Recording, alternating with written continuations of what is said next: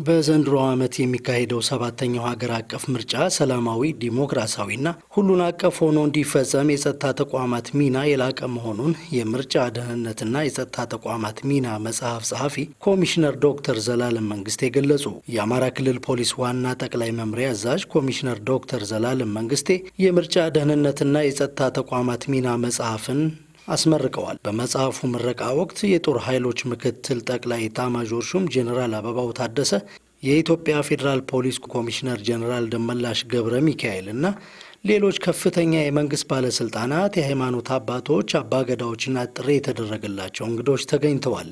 የአማራ ክልል ፖሊስ ዋና ጠቅላይ መምሪያ አዛዥ ኮሚሽነር ዶክተር ዘላለም መንግስቴ በወቅቱ እንደገለጹት ዲሞክራሲያዊ ስርዓት ለመገንባትና የመንግስት ስልጣንን ለመያዝ የሚቻለው በምርጫ ብቻ መሆኑ ግድ የሆነበት ጊዜ ነው ብለዋል። ምርጫን ዲሞክራሲያዊ በሆነ መንገድ ያከናወኑ ሀገራት ጠንካራ የመንግስት ስርዓት እንደገነቡ አስታውሰው የምርጫ ስርዓትን በአግባቡ ያላከናወኑ ሀገራት ደግሞ ለእርስ በርስ ግጭትና ለስርዓት አልበኝነት እንደተዳረጉ አብራርተዋል። ኢትዮጵያ ሰባተኛውን ዙር ጠቅላላ ሀገራዊ ምርጫ ለማከናወን በዝግጅት ላይ እንደምትገኝ ኮሚሽነር ዶክተር ዘላለም መንግስቴ ጠቅሰዋል። ምርጫው ሰላማዊ፣ ዲሞክራሲያዊና ሁሉን አቀፍ ሆኖ እንዲፈጸም የጸጥታ ተቋማት ሚና የላቀ መሆኑን ያወሱት ኮሚሽነሩ መጽሐፉ በቀጣይ የሚካሄደው ምርጫ ሰላማዊ ሆኖ እንዲጠናቀቅ በጥናት ላይ የተመሰረተ ልምድ የሚያጋራ ለጸጥታ አባላትን በእውቀት ላይ ተመስርተው ኃላፊነታቸውን እንዲወጡ እገዛ የሚያደርግ መሆኑን አስታውቀዋል።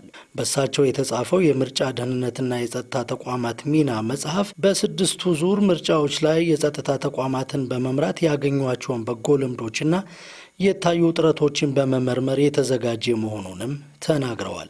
መጽሐፉ ለልዩ ልዩ የህብረተሰብ ክፍሎች ተደራሽ እንዲሆንም በአማርኛ፣ በአፋን ኦሮሞ፣ በእንግሊዝኛና በፈረንሳይኛ እንደተዘጋጀ የአማራ ክልል ፖሊስ ዋና ጠቅላይ መምሪያ አዛዥ ኮሚሽነር ዶክተር ዘላለም መንግስቴ የገለጹ ሲሆን ከመጽሐፉ ሽያጭ የሚገኘው ገንዘብ የጀግኖች ማዕከል ማገገሚያ ግንባታ እንዲውል ማበርከታቸውን አስታውቀዋል።